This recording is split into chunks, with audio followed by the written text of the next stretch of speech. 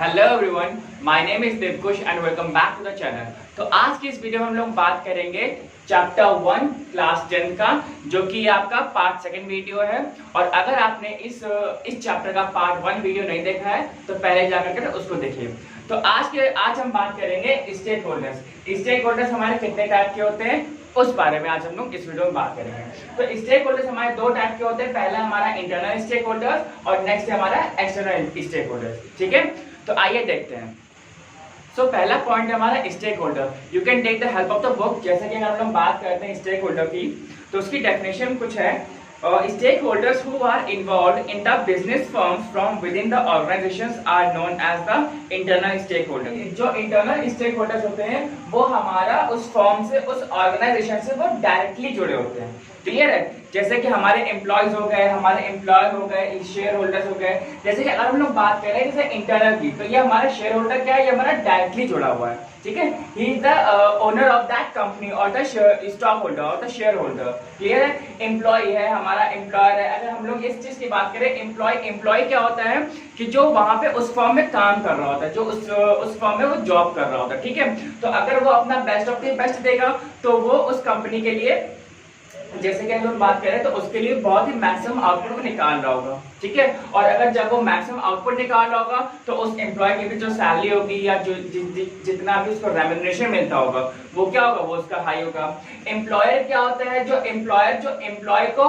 Higher करता है। Means से कि जब भी कोई भी हमारी कंपनी है तो उस कंपनी में हम लोग एम्प्लॉय रखते हैं। ठीक है, तो उस एम्प्लॉय को रखने का भी जिम्मा किसके ऊपर होता है? वो एम्प्लॉयर के ऊपर होता है। It is up to the employer that to whom he or she is going to hire for that company which used to give the maximum output for the company.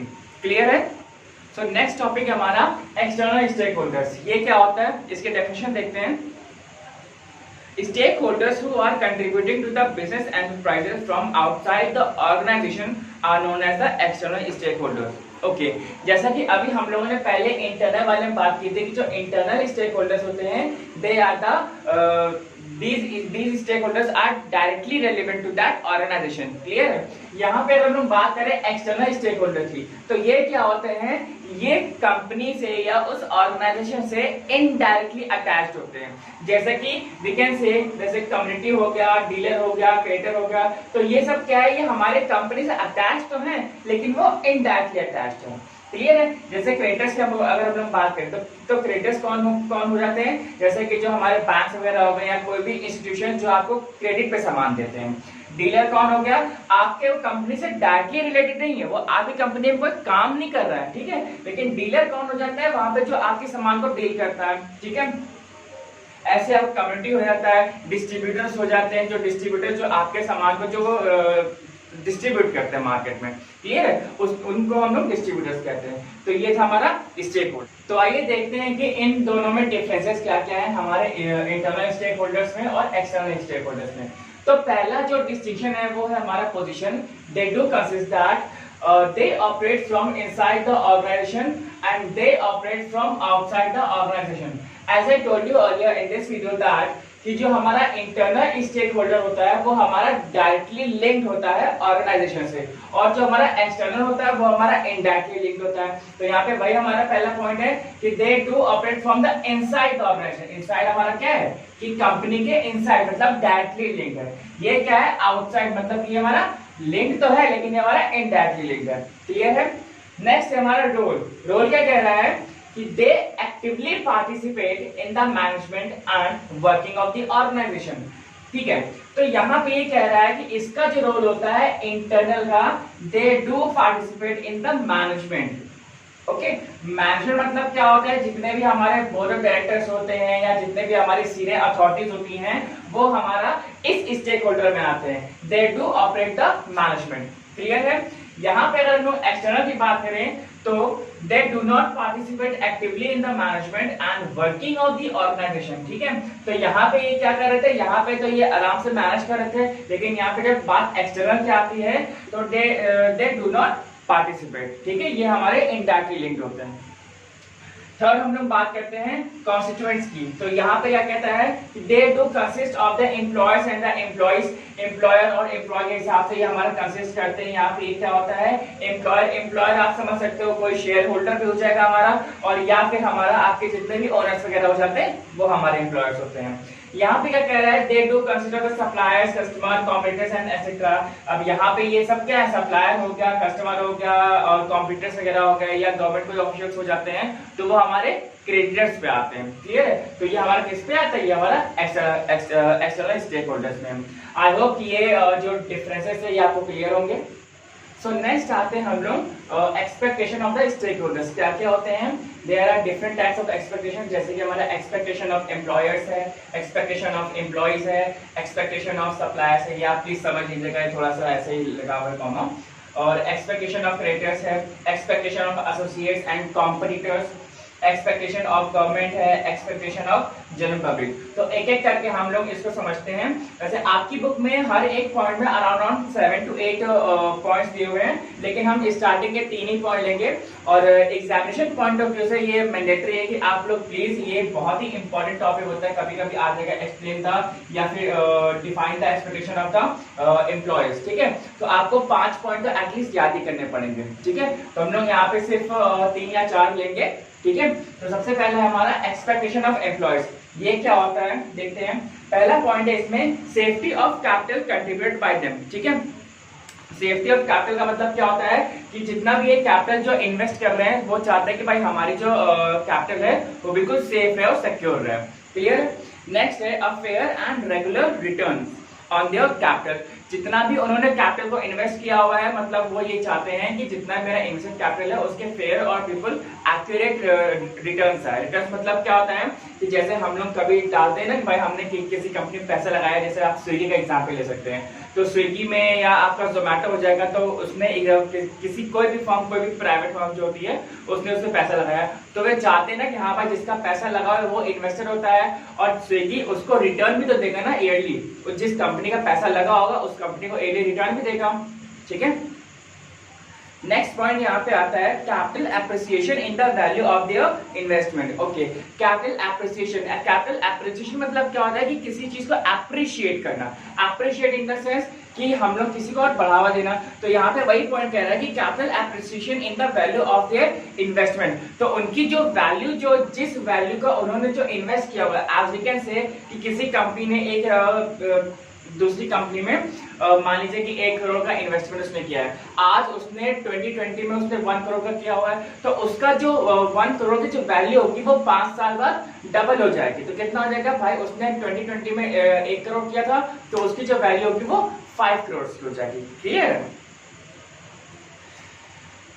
तो ये हमारा पहला पॉइंट हो गया हमारा एक्सपेक्टेशन ऑफ एम्प्लॉयर्स।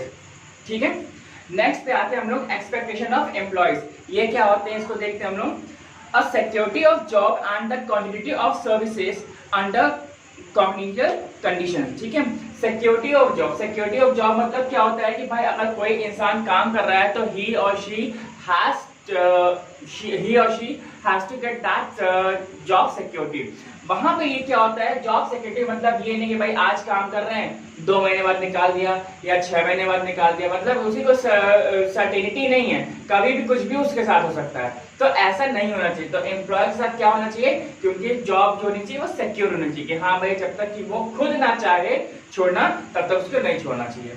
क्लियर है? Second point है a fair remuneration in the form of wages and the salary. As I told you कि जो एम्प्लॉयज है अगर वो आपकी कंपनी में, आपकी कॉर्पोरेट में, तभी वो लंबे समय तक टिक पाएगा जब तक कि उसके पास फेयर रेम्यूनरेशन आ रहा है, मतलब कि वो महीने में काम कर रहा है, उसके पास सैलरी आ रही है। ठीक है, काम वो बहुत सारा कर रहा है और सैलरी उसके हिसाब से मिल नहीं रही। भाई कंपनी उससे काम ले रही है, मान लीजिए कि 12-12, 15-15 घंटे आप उससे काम लेते हो और उसको आप सैलरी दे रहे हो 15,000, 20,000, तो वो थोड़ा सा इनजस्टिस हो जाएगा। ठीक है, तो वहां पे अगर हम लोग किसी भी एम्प्लॉय से या काम करते हैं या काम लेते हैं उससे, तो उसके अकॉर्डिंग, उसकी पोजीशन के अकॉर्डिंग हमें उसको सैलरी देनी चाहिए। Is that clear? यहाँ पे आता है safe and comfortable working environment. ये बहुत ही ज्यादा इंपॉर्टेंट टॉपिक है, सॉरी पॉइंट है कि वर्किंग एनवायरनमेंट। वर्किंग एनवायरनमेंट देखिए जेंट्स के लिए तो कोई भी हर एक ठीक है, एक जेन्युइन हमारा वर्किंग कंडीशन ठीक रहता है। लेकिन हमारे लेडीज के लिए एक बहुत ही एक इम्पोर्टेंट एस्टिक यहाँ पे लग जाता है कि भाई लेडीज के लिए क्या होना चाहिए।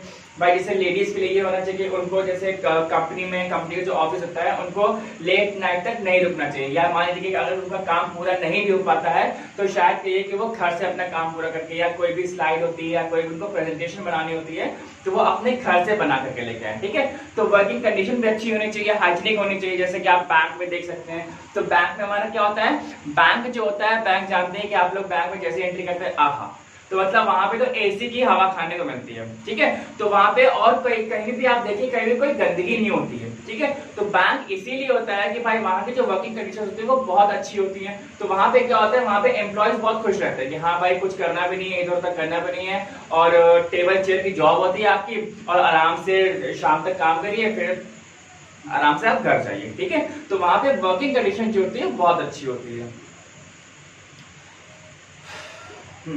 नेक्स्ट है हमारा quick and fair redressal of the grievances. ठीक है, ग्रीवेंसेस, हाँ ये ग्रीवेंसेस इसमें बहुत इंपॉर्टेंट होता है। ग्रीवेंसेस मतलब होता है कि जितने भी एम्प्लॉयज काम कर रहे होते हैं तो उनकी जो दिक्कतें होती हैं, या तुमने खराब कर दिया करके, अच्छा इधर तो एक और इम्पॉर्टेंट पॉइंट है quick and fair redressal of the grievances. यहाँ पे ग्रीवेंसेस का मतलब ये है कि अगर भाई यहाँ पे एम्प्लॉयज काम कर रहे हैं हमारी कंपनी में या हमारे ऑर्गेनाइजेशन में, तो उनको कोई ना कोई दिक्कत आएगी, कोई ना कोई प्रॉब्लम आएगी, शायद कुछ रलीज से प्रॉब्लम आ जाए, या कुछ अथॉरिटी से प्रॉब्लम होती है, या कुछ किसी से भी प्रॉब्लम हो सकती है। तो वहां पे ये चीजें क्या होती है कि उनको जब भी दिक्कतें आए तो कभी भी वो किसी अपने मैनेजर को या अपने हायर सीनियर अथॉरिटी को अगर वो कंप्लेन करते हैं कि हाँ ऐसा ऐसा करके है, तो उनका जो सॉल्यूशन है वो थोड़ा सा जल्दी होना चाहिए। ठीक है, जिससे कि वो उनकी प्रॉब्लम का सॉल्यूशन भी हो जाए, और वो जो एम्प्लॉय काम कर रहा है वो आपकी कंपनी में वो थोड़ा सा सेफ फील करे। क्लियर है, तो this was the expectation of the employees. ठीक है, अब हम लोग यहाँ पे आते हैं एक्सपेक्टेशन ऑफ द सप्लायर्स। ये क्या होता है, देखिए fair prices for the supplies. ठीक है, जितने भी हम लोग को सप्लायर्स जो होते हैं उनको वहां पे फेयर प्राइजेस मिलने चाहिए। ठीक है, ये नहीं कि भाई कहीं पे कभी कभी क्या होता है, हम लोग जो सप्लायर्स होते हैं, जैसे कि अगर हमें बहुत लंबे समय तक काम करना है, या हमारा जो कंपनी है वो बहुत लंबे समय तक काम करने वाली है, उसका जो प्रोडक्शन लाइन है वो बहुत लंबा सा है, बड़ा सा है, तो वहां पे ये नहीं होना चाहिए कि भाई हमने 7-8 सप्लायर करके रखे हुए हैं और जब भी हमको जो सही रेट देता है तो हम लोग उसको हायर कर लेते हैं।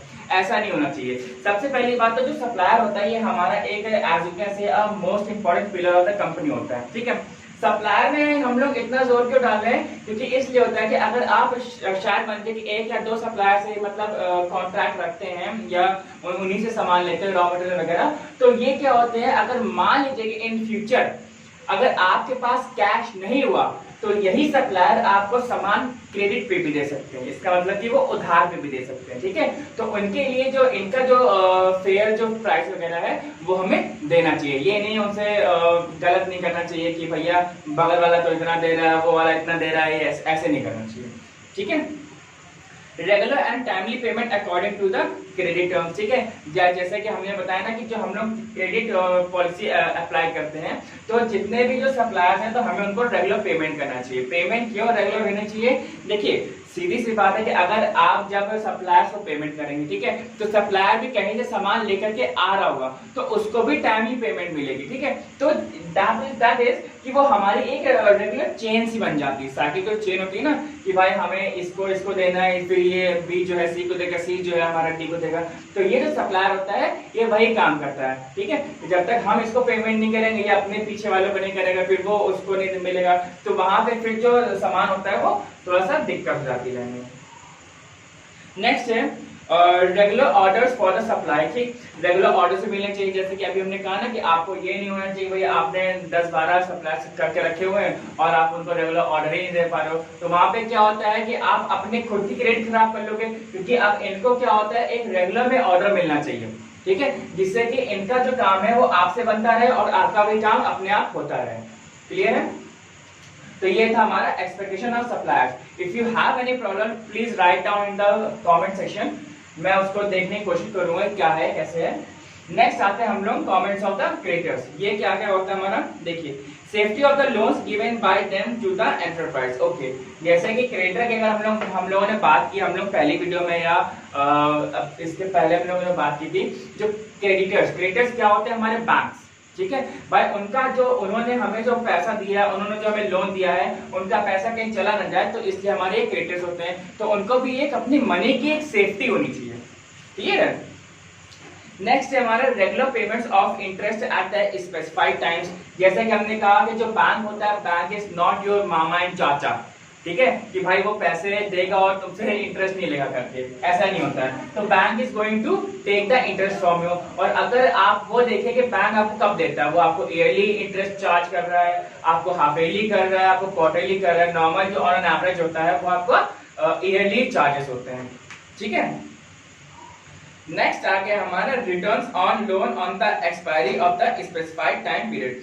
तो returns of loan on the expiry of the specified time period मतलब क्या होता है कि जितना भी आपने लोन लिया हुआ, लोन लिया हुआ आपको मान लीजिए कि 10 साल में, तो 10 साल का मतलब ये होता है कि आप अकॉर्डिंगली एंड ऑनेस्टली वो जो लोन है आप अपना पे ऑफ कर दें, ठीक है। आप अपनी बैंक से क्रेडिट मत खराब करिए, ठीक है। शायद हो सकता है भाई देखिए, और टाइम कभी किसी ने देखा नहीं कि नहीं भैया मुझे कभी बैंक से इस बार हमने पैसा ले लिया और अगली बार से हमें बैंक से कभी पैसा लेने की जरूरत नहीं पड़ेगी, ऐसा नहीं होता है, ठीक है। कभी भी कुछ भी कंडीशंस बिगड़ सकती हैं, ठीक है। तो वहां पे हमें अपनी स्पेशली बैंक में तो क्रेडिट अच्छी रखनी चाहिए कि बैंक हमें आगे फ्यूचर में भी लोन दे सके। Am I clear? ठीक है, तो ये हमारा एक्सपेक्टेशन ऑफ क्रेडिट भी हो गया। अब हम लोग आते हैं एक्सपेक्टेशन ऑफ एसोसिएट्स और द कॉम्पिटिटर्स। ये क्या क्या होते हैं भाई साहब, बहुत गर्मी है, तो हम लोग यहाँ पे ये देखते हैं एक्सपेक्टेशन ऑफ एसोसिएशन। देखिए fair trade practices regarding the price, quality and the services, ठीक है। कॉम्पिटिटर्स क्या होते हैं, फेयर ट्रेड प्रैक्टिसेस, मतलब कि यहाँ पे जो प्राइस हो गया, क्वालिटी हो गई, सर्विस हो गई, उसका एक हमें स्पेसिफाइड और यू कैन से हमारा फेयर काम होना चाहिए। ये नहीं होना चाहिए कि भाई आप उसको कुछ और दे रहे हो या वो कुछ और कर रहा है, नहीं, ठीक है, बिल्कुल फेयर होना चाहिए। नेक्स्ट हमारा N atmosphere of healthy competition and the ethical behaviour, ठीक है। एक हेल्दी कंपटीशन होना चाहिए, कंपटीशन इन द सेंस कि भाई जैसे कि हम लोग जैसे आप जानते होंगे कि हमारे इंडिया में बहुत सारी कंपनीज गवर्नमेंट की हैं, बहुत सारी कंपनीज हमारे प्राइवेट सेक्टर की हैं। तो यहाँ पे जब हमारी बहुत सारी जो गवर्नमेंट, और हमें लगता है कि हमारी सारी जरूरत की चीजें जो है हमारी सरकार बना सकती है या सरकार हमारी कर सकती है, तो हम सरकार ने हमारा प्राइवेट कंपनी को अलाउ क्यों किया ट्रेड करने के लिए, या जो हम लोग जो एक्टिविटी करता है वो कोई भी बैंक हो गया, कोई भी कंपनी होगी, वो प्राइवेट ही क्यों करता है, इसलिए करते हैं because there should be a healthy competition inside the market. Market में कंपटीशन होना चाहिए, ठीक है। As you can take the example of the airlines, as you can take the example of the banking sector, ठीक है, insurance sector में आप ले सकते हैं। तो वहां पे क्या होता है, कंपटीशन बहुत अच्छा होता है करते, ठीक है। तो वहां पे होता है क्या है कि यहाँ पे जो कंज्यूमर होता है, जो कस्टमर, उसको जो प्राइस होता है उस चीज का, वो बहुत ही सही हो जाता है। जैसे कि अगर हम लोग बात करें, पहले हम लोग बात करते ना, अगर हम लोग टेलीकॉम की बात करें तो हमारे पास एयरटेल थे, वोडा थे, और आपका टेलीनॉर था, बीएसएनएल था, आइडिया था, वोडाफोन था।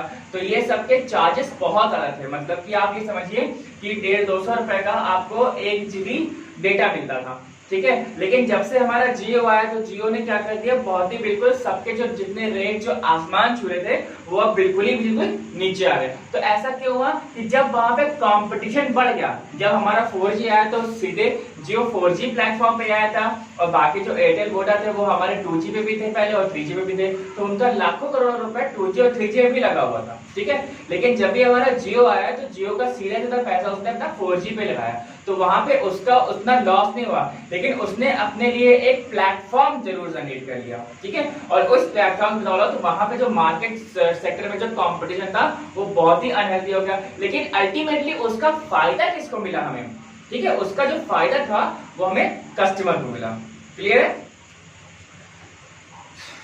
सो नेक्स्ट पॉइंट है हमारा respect for the intellectual property right, ठीक है। तो यहाँ पे हमारा प्रॉपर्टी के लिए राइट मतलब कि respect for intellectual property right in the sense कि we should always have the respect for each other, ठीक है।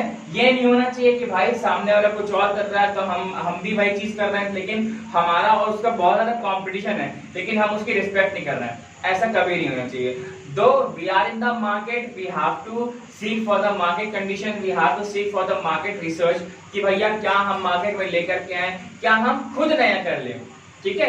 कंपटीशन अगर हम लोग कर रहे हैं भाई, अगर हम लोग ये कह रहे हैं कि हम लोग बिस्किट बना रहे हैं, हम लोग या तेल साबुन मंजन बना रहे हैं, बिस्किट हमारा सनफिश बना रहा है, आपका पार्ले बना रहा है, आपका नेस्ले भी बिस्किट बना रहा है, तो बहुत सारी जो चीजें होती हैं ये सब बना रही कंपनी। लेकिन अगर हम लोग ये बात कर ले कि नहीं भैया हमारा ही हमारा रहेगा, तुम्हारा नहीं रहेगा, क्यों नहीं रहेगा भाई, सबका रहेगा, ठीक है। तो इसी प्रकार जैसे कि बिस्किट में हम लोग बात कर ले, हमारा कैडबरी जब बिस्किट बनाता है तो वो कुछ उसने अलग एक अपना बनाया। कभी हम लोगों ने नहीं सोचा था कि भाई हम लोग बॉर्नवीटा का बिस्किट खाएंगे, बचपन से हम लोग सुनते हुए आ रहे थे भाई बॉर्नवीटा तो सिर्फ हमारा दूध में ही डाल के हम लोग पीते हैं, लेकिन यहाँ पे कंडीशन कुछ ऐसी आ गई कि बॉर्नवीटा का बिस्किट भी आ गया। ऐसा कैसे हो गया कि भाई उसने सोचा ना कि भाई हम लोग चलो कुछ नया करते हैं, है ना, कुछ अलग से करते हैं, बाकी सब तो बिस्किट बना ही रहे हैं, हम लोग कुछ और अलग सा करते हैं कि भाई बच्चे दूध में बॉर्नवीटा डाल के पीते हैं, तो शायद कहिए कि कभी कभी किसी के पास टाइम नहीं होता है तो वो बस में स्कूल बस में गया, उसने एक पैकेट ले लिया बॉर्नवीटा का और वही खाई जाता है ना। तो वही चीज कि हम लोग क्या करें, ठीक है, we have to show the respect for each other competitors, clear है। तो यहाँ पे हमारा कॉम्पिटिटर भी हो गया। नेक्स्ट आता है हमारा एक्सपेक्टेशन ऑफ द गवर्नमेंट। ये क्या होता है इसको देखते हैं हम लोग। To follow the laws and the regulations of the country, ठीक है। यहाँ पे to follow the laws and regulations, अगर हम लोग किसी भी होस्ट कंट्री में, as we can take the example, किसी फॉरेन कंट्री में जाते हैं, जैसे कि हमारा टाटा हो गया, विप्रो हो गया, या बहुत सारी फॉरेन जो ब्रांड्स होते हैं वो हमारे इंडिया में भी आते हैं, जैसे कि हमारा यूनिलीवर हो गया, ठीक है। तो बहुत सारी जो चीजें होती हैं, नेस्ले हो गया आपका, तो हमारे किसी का अगर होस्ट कंट्री में जाएंगे तो आपको उस कंट्री के जो गवर्नमेंट की पॉलिसीज होंगी, जो रूल्स एंड रेगुलेशन लॉज होते हैं वो आपको मानने पड़ेंगे, क्लियर है। टू पे all taxes honestly regularly and in time, ठीक है। आप आराम से टैक्स पे करिए और जितना भी जो भी कुछ आपके जो भी चार्जेस वगैरह होते हैं वो आप बिल्कुल ऑफिशियल टाइम से करिए, क्लियर है। To avoid corrupting public servants, ठीक है। आप ये मत सोचिए कि नहीं भैया हम टैक्स आपका आ रहा है 10 करोड़ का एक साल का, ठीक है, लेकिन आप नहीं सोचे कि भाई जितने भी हमारे पब्लिक सर्वेंट्स हैं हम उनको थोड़ा सा रिश्वत दे करके, थोड़ा सा ब्राइबरी दे करके हम उसको ले लें और हमारा टैक्स वो कम हो जाएगा। आप ये मत करिए, ठीक है। इससे आपकी जो कंपनी की जो रेपुटेशन होती है वो खराब हो जाती है। To make proper use of scarce resources of the nation, ठीक है। स्कार्स रिसोर्सेज मतलब कि आप किसी होस्ट कंट्री में जा रहे हैं, किसी मेहमान के घर जा रहे हैं, तो मेहमान के जब आप घर जाएंगे तो उसके पास जितने भी रिसोर्सेज हैं आप उसके अकॉर्डिंग ही वहां पे रहेंगे, क्लियर है, ठीक है। तो वहां पे इसका मतलब यही हुआ कि आप किसी जब दूसरी कंट्री में आप कंपनी का फ्रेंचाइजी दे रहे हैं या आप वहां पे खुद ही ओपन कर रहे हैं आउटलेट, तो उस कंट्री के ही भाई आप रिसोर्सेज यूज करेंगे, तो उस कंट्री के आपको बहुत ही आराम से और बहुत ही सोच समझ के रिसोर्सेज यूज करने चाहिए, क्लियर है। नेक्स्ट आता है हमारा expectation of the general public, ये हमारा यहाँ पे हो गया। अब आते हैं जनरल पब्लिक, ये क्या होता है इसका देखिए जरा। To protect the environment from all types of pollution, यहाँ पे अगर हम बात करें भाई सब कुछ हमने कर लिया, हमने एम्प्लॉयज भी हो गया, सप्लायर्स, ट्रेडर, कॉम्पिटिटर्स हो गया, गवर्नमेंट हो गया, जनरल पब्लिक की बात करते हैं। तो जनरल पब्लिक अगर हम लोग बात करें तो यही होता है भाई इंसान सब कुछ खरीद तो रहा है, सब कुछ कर तो रहा है, लेकिन वो एक हमारा पॉल्यूशन में नहीं रहना चाहता। हाँ, उसको वो चाहता है भाई सब कुछ हो, भाई वो आपके बिस्किट भी खाएगा, वो आपकी मैगी भी खाएगा, वो आपके कपड़े भी पहनेगा, लेकिन वो बिस्किट जो खाएगा, वो जो चिप्स खाएगा, उसकी जो आपकी रैपिंग होगी, जो पन्नी, जिस पन्नी में आप पैक करके उस कस्टमर को जो आप देंगे, तो वो करेगा क्या उस चीज का, ठीक है। तो आपको जैसे कि हमारे बहुत सारे जो प्रोडक्ट्स होते हैं उसमें टैग लगा होता है ना कि प्लीज थ्रो इन डस्टबिन, तो ये चीज तो होनी चाहिए कि भाई जनरल पब्लिक को भी अवेयरनेस होनी चाहिए कि अगर हम ये चीज यूज कर रहे हैं तो प्लीज हमें इस चीज को यूज करने के बाद इसका जो वेस्ट है हमें डस्टबिन में डालना करके, ठीक है। We should not pollute our environment in any case, ठीक है। नेक्स्ट है हमारा to produce socially desirable products in accordance with national interest and priorities, okay it's easy. To donate funds for charitable and the public welfare activities. ठीक है, अगर आप लोग के पास थोड़ा सा ज्यादा पैसा है, थोड़ा ज्यादा मतलब कि अगर आप अपनी बॉन्ड्स पूरी करने के बाद अगर आपके पास कुछ एक्स्ट्रा बचता है, then there is always a great step, और एक हमेशा एक अच्छा सा ऑप्शन होता है कि हम लोग कुछ ना कुछ चैरिटी में जरूर दान करते हैं। ठीक है, जिससे कि ये होता है चैरिटी में दान देने से कि हमें खुद को तो सेटिस्फैक्शन मिलता ही है हमें, और जो जिसको नीड होती है उसकी भी जो वांट्स होती है वो फुलफिल हो जाती है। Is that clear? नेक्स्ट आता है हमारा to preserve social and the cultural values. ठीक है, social and the cultural values को हमें बचा के रखना चाहिए।